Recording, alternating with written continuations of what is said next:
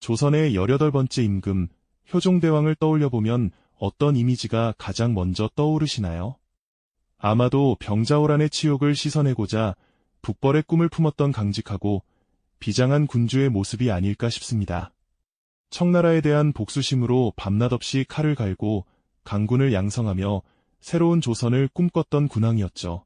백성들의 마음속에도 그리고 역사 속 기록에도 그는 그렇게 굳건한 이상을 지닌 왕으로 남아있습니다. 하지만 말입니다. 과연 이것이 효종대왕의 전부였을까요? 그토록 웅대한 북벌의 대의를 품고 국정을 이끌던 군주였지만 효종 역시 인간이었습니다.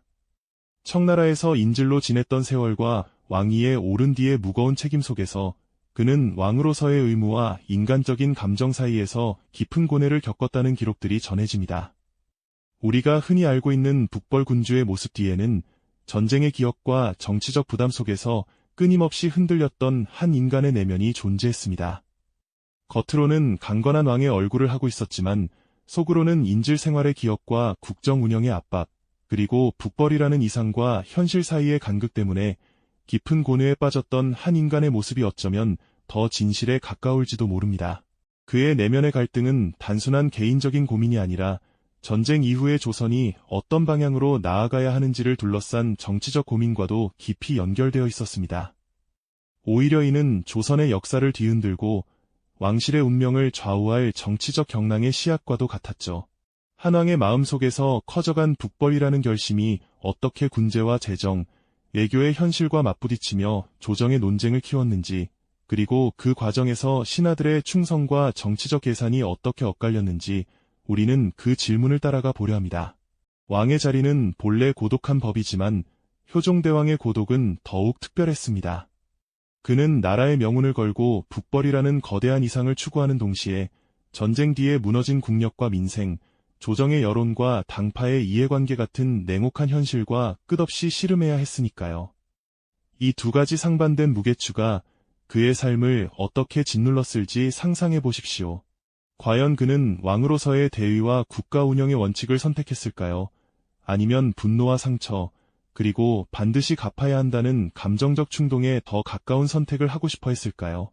오늘은 효종대왕의 북벌 구상과 그가 마주한 현실의 벽, 그리고 그 틈에서 드러나는 한 군주의 고뇌를 끝까지 따라가 보겠습니다. 그의 내면에 감춰진 갈등과 그로 인해 발생한 파급 효과들은 단순히 과거의 이야기가 아니라 권력과 의무, 명분과 현실, 그리고 전쟁의 기억이 한 지도자의 선택을 어떻게 규정하는지를 보여주는 거울과도 같을 겁니다. 지금부터 효종대왕이 품었던 북벌의 이상과 그 이상을 가로막은 현실의 벽, 그 사이에서 흔들린 한 군주의 고뇌 속으로 함께 들어가 보실까요? 네, 맞습니다. 북벌이라는 거대한 꿈을 품었던 효종대왕, 그 위험 뒤에는 차마 쉽게 드러내기 어려운 인질 경험의 상처와 군주로서의 책임감, 그리고 해야 한다는 결심과 할 수 있느냐는 현실 사이의 깊은 갈등이 자리하고 있었죠. 과연 그는 왕으로서의 대의와 원칙을 끝까지 밀어붙였을까요? 아니면 현실의 제약을 받아들이며 가능한 범위에서 국력을 키우는 길을 택할 수밖에 없었을까요? 궁궐의 담장은 높았지만 왕의 결정과 고민은 언제나 궁중과 조정 전체에 큰 파장을 일으킬 수밖에 없었습니다. 이내 궁중과 조정에서는 북벌을 둘러싼 기대와 우려가 엇갈리며 군비 확충과 민생 부담, 외교적 파장에 대한 논쟁이 걷잡을 수 없이 번져나가기 시작했습니다. 북벌을 향한 왕의 구상이 단순한 의지에 머물지 않고 군제 정비와 재정 확보, 대외 관계라는 복잡한 국정의 한복판으로 스며들면서 조정 전반에 큰 파장을 일으키기 시작한 것이죠. 논쟁의 불씨는 왕의 권위는 물론 국가 재정과 군제 운영, 나아가 조정의 권력 균형에까지 영향을 미칠 수 있다는 우려로 번지기 시작했습니다. 특히 당시 조선 정치를 이끌던 서인 계열의 학자들, 예를 들어 송시열이나 송중길과 같은 인물들은 북벌 정책과 군제 개편 문제를 두고 왕과 긴밀하게 논의하며 조선의 방향을 함께 고민했습니다. 그들은 왕실의 명분과 국정의 원칙을 강조하며 북벌이 단지 분노나 감정의 문제가 아니라 국가의 역량과 시기, 외교적 정세까지 따져야 하는 중대 과제라는 논리를 펼쳤습니다. 북벌을 둘러싼 정책 논쟁과 재정 문제로 인해 조정에는 수많은 상소문이 올라왔고 왕은 그 모든 의견을 받아들이며 국정을 이끌어야 했습니다. 겹겹이 쌓인 상소문들 속에는 군비 확충의 속도와 재정 부담, 민생의 피로, 그리고 청과의 관계에서 생길 수 있는 외교적 위험을 두고 서로 다른 견해들이 날카롭게 맞서 있었습니다. 효종대왕은 북벌 구상을 현실 정책으로 만들기 위해 왕권을 다잡아야 했습니다. 하지만 동시에 군비 확충이 민생에 주는 부담과 조정 내반대, 대외 정세의 제약까지 감당해야 했습니다. 그 압박 속에서 그는 통치의 무게를 고스란히 짊어져야 했죠. 조정 내부에서는 북벌의 실현 가능성과 추진 방식, 그리고 국가 운영의 우선순위를 둘러싸고 당파적 이해관계까지 겹치며 긴장과 대립이 깊어지기도 했습니다. 왕의 측근들은 왕의 마음을 헤아리려 했지만 반대 세력은 이를 빌미 삼아 왕의 권위를 흔들려 했죠. 효종은 북벌이라는 명분과 국력, 재정, 외교라는 현실 사이에서 밀어붙여야 한다는 결심과 신중해야 한다는 계산이 충돌하는 깊은 내적 갈등을 겪어야 했습니다. 그의 얼굴에는 고뇌의 그림자가 드리워졌고 어두운 표정은 왕의 무거운 짐을 여실히 보여주는 듯했습니다. 결국 북벌은 효종 재위 기간의 실행으로 나아가기보다 준비와 정비의 단계에서 현실의 한계와 부딪힐 수밖에 없었습니다. 왕의 자리는 분노와 결심 같은 인간적인 감정조차도 국정의 논리 속에서 해석되고 때로는 정치적 명분으로 소비되기 쉬운 냉혹한 고디였으니까요. 북벌이라는 대업과 국가 운영의 무게 속에서 효종은 개인적인 감정보다 왕으로서의 책임을 앞세워야 하는 삶을 살아야 했습니다. 청나라 인질 생활과 전쟁 이후의 현실 속에서 효종은 평생 북벌이라는 이상과 정치적 현실 사이에서 깊은 고민을 안고 살아가야 했습니다. 북벌을 향한 의지는 꺼지지 않았지만 국력과 재정, 외교 환경이라는 벽 앞에서 왕의 마음에는 쉽게 지워지지 않는 무력감과 책임의 무게가 함께 쌓여갔을 것입니다. 이 고민은 단순한 한 군주의 내면사로 끝나지 않았습니다. 국가의 전략과 재정, 군제의 방향을 두고 조정 전체가 흔들리는 문제로 이어졌기 때문입니다. 북벌을 둘러싼 논쟁은 왕의 권위와 신하들의 충성, 그리고 조정의 정치적 이해관계를 한꺼번에 드러내며 효종의 통치 전반과 이후 조선 정치의 흐름에도 적지 않은 영향을 남기게 됩니다. 후대 사관들이 기록으로 남긴 북벌 준비의 과정은 왕의 결심만으로 국가 전략이 완성되지 않는다는 점과 군주의 자리가 얼마나 무겁고 고독한지를 다시 생각하게 만드는 대목이기도 합니다. 시간은 흐르고 계절은 바뀌었지만 왕의 가슴 속에 남은 좌절감은 결코 지워지지 않았을 겁니다. 그러나 그 좌절감은 단순한 개인의 슬픔으로만 머물지 않았죠. 북벌을 둘러싼 한 줄기 결심이 이제는 군비 확충과 민생 부담, 외교적 파장까지 얽힌 거대한 정치적 논쟁으로 번져나가기 시작했으니까요.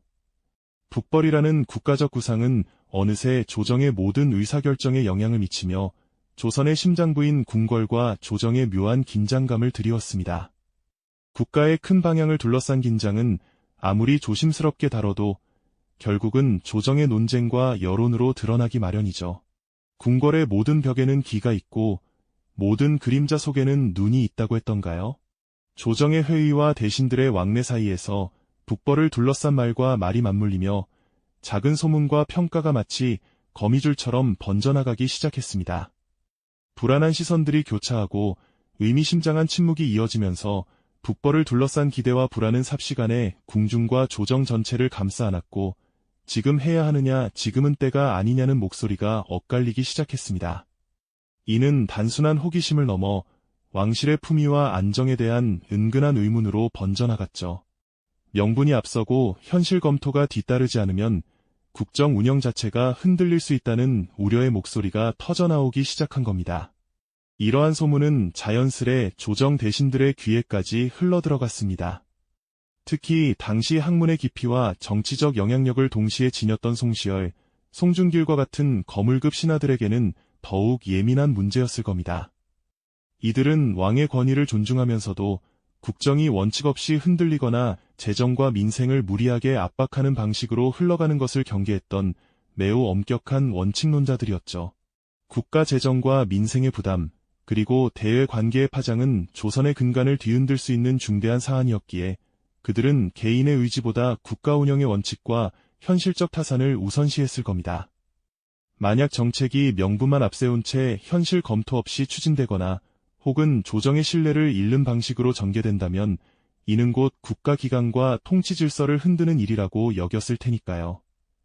그들의 시선은 왕을 향해 더욱 날카로워졌고 굳은 얼굴에는 왕의 행동에 대한 깊은 우려가 역력히 드러났습니다.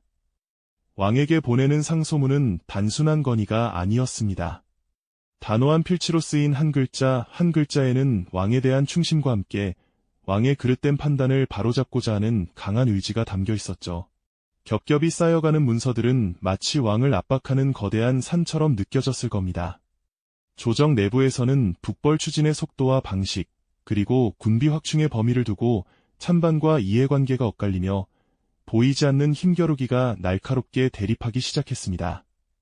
침묵 속에서도 팽팽한 긴장감이 감돌았고 작은 불씨 하나가 언제든 거대한 불길로 번질 수 있는 일촉즉발의 상황이었죠. 효종은 북벌이라는 원대한 꿈을 품고 있던 군주였습니다. 그러나 이제 그는 그 꿈과 더불어 민생을 버티게 하면서도 군비를 마련해야 하는 재정의 부담, 당파의 견제, 그리고 대외 정세의 불확실성이라는 또 다른 무거운 짐을 짊어져야만 했습니다. 왕으로서의 대의 명분과 국가 운영의 냉혹한 현실 사이에서 그는 밀어붙여야 한다는 결심과 신중해야 한다는 계산이 충돌하는 깊은 내적 갈등에 시달렸을 겁니다. 어두운 표정의 왕은 과연 어떤 고뇌에 빠져 있었을까요? 그의 가슴 속에는 인질 시절의 기억에서 비롯된 분노와 북벌에 대한 결심, 왕의 자리에서 벗어날 수 없는 책임감, 그리고 정책을 둘러싼 신하들의 엇갈린 시선이 뒤섞여 복잡한 심경을 만들었을 겁니다. 외부로부터 밀려오는 압박은 왕의 숨통을 조여왔고 궁궐 전체는 마치 거대한 심장처럼 불안하게 뛰고 있었죠. 북벌을 둘러싼 구상은 단순한 이상을 넘어 조선이라는 거대한 배의 방향을 둘러싼 정치적 경랑의 씨앗이 되고 있었던 것입니다. 개인의 바람보다 국가의 현실이 먼저인 왕의 자리가 얼마나 고독하고 무거운 자리인지를 효종은 뼈저리게 느끼지 않았을까요? 그에게는 개인의 행복을 추구할 자유조차 허락되지 않는 듯 보였습니다. 그 모든 고뇌와 압박 속에서 과연 효종은 어떤 선택을 내릴 수밖에 없었을까요?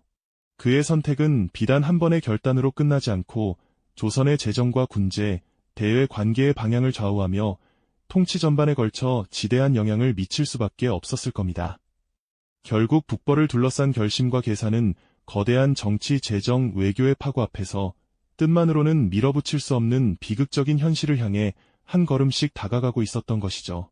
결국 왕으로서의 대의 명분과 국가 운영의 냉혹한 현실 사이에서 효종은 참으로 고통스러운 선택의 기로에 놓이게 됩니다.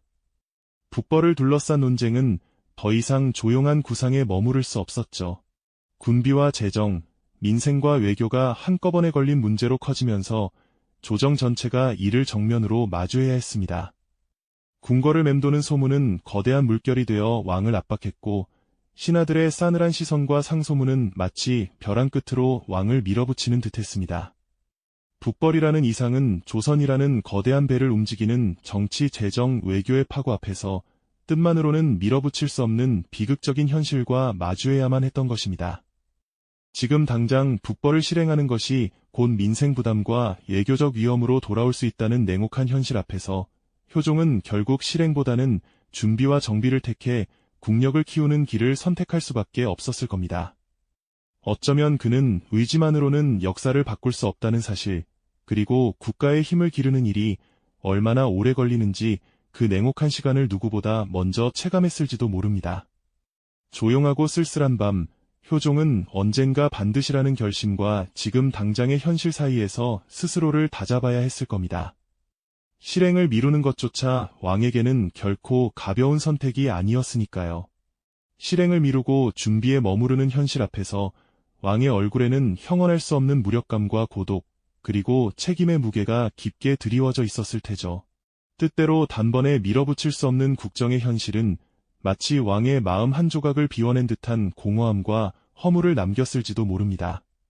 바람조차 차갑게 느껴지는 그 밤, 효종은 왕의 무게를 다시 한번 뼈저리게 실감했을까요? 이 과정은 단순히 한 왕의 개인적 감정으로 끝나지 않았습니다. 북벌이라는 국가 전략이 현실의 제약과 충돌하며 조정 전체의 방향을 흔드는 문제로 이어졌기 때문입니다. 이 과정은 효종의 통치 전반에 걸쳐 짙은 그림자를 드리웠고 이후 조선 정치의 흐름에도 적지 않은 영향을 남기게 됩니다. 왕의 권위와 신하들의 충성, 그리고 왕실의 도덕성이라는 복잡한 문제들이 수면 위로 떠오르며 궁궐 전체를 뒤흔들었죠. 조선왕조실록에는 효종이 북벌을 준비하며 군제를 정비하고 국가의 힘을 기르려 했던 노력들이 비교적 자세히 기록되어 있습니다. 계절이 바뀌고 시간이 흐르는 동안에도 이 과정이 남긴 여파는 효종의 통치에 그리고 조선의 역사적 기억 속에 깊은 흔적으로 남았을 겁니다. 결국 왕의 자리는 개인의 감정보다 국가의 현실이 먼저인 지극히 고독하고 무거운 자리라는 진실을 우리는 효종의 이야기에서 더 선명하게 발견하게 됩니다. 한 개인의 소박한 욕망은 언제나 거대한 정치적 파고 앞에 좌초될 수밖에 없다는 것을요. 북벌이라는 대의명분을 짊어진 왕에게 조급함과 분노 같은 감정은 언제든 정책 판단을 흐릴 수 있는 불씨였고, 그래서 그는 더 차갑게 현실을 계산해야 했던 것이죠. 효종은 그 불씨를 스스로 끄고 차가운 왕의 길을 걸을 수밖에 없었던 것입니다. 그의 선택은 한편으로는 안타깝지만 다른 한편으로는 왕으로서의 무거운 책임을 다하려는 비장한 결단이었을 겁니다. 오늘날 우리는 효종의 북벌 구상과 그가 마주한 현실의 벽을 통해 무엇을 배울 수 있을까요? 권력의 무게와 인간적인 욕망 사이에서 벌어지는 영원한 갈등은 비단 왕만의 이야기는 아닐 겁니다. 지도자의 고뇌와 그들의 선택이 개인의 삶뿐만 아니라 공동체 전체에 얼마나 지대한 영향을 미치는지에 대한 깊은 통찰을 효종의 삶이 우리에게 던져주고 있는 것이죠. 인간적인 면모를 지닌 왕의 모습은 어쩌면 완벽한 성군보다는 우리와 닮은 평범한 한 사람의 고뇌를 보여주는 것일지도 모릅니다. 역사 속 인물들의 숨겨진 이야기는 이처럼 오늘도 우리에게 많은 질문을 던지며 깊은 여운을 남기고 있습니다. 이 영상이 도움이 되셨다면 좋아요와 구독 부탁드립니다. 여러분의 응원이 제게 큰 힘이 됩니다. 다음 영상에서도 더 유용한 정보를 공유하겠습니다. 감사합니다.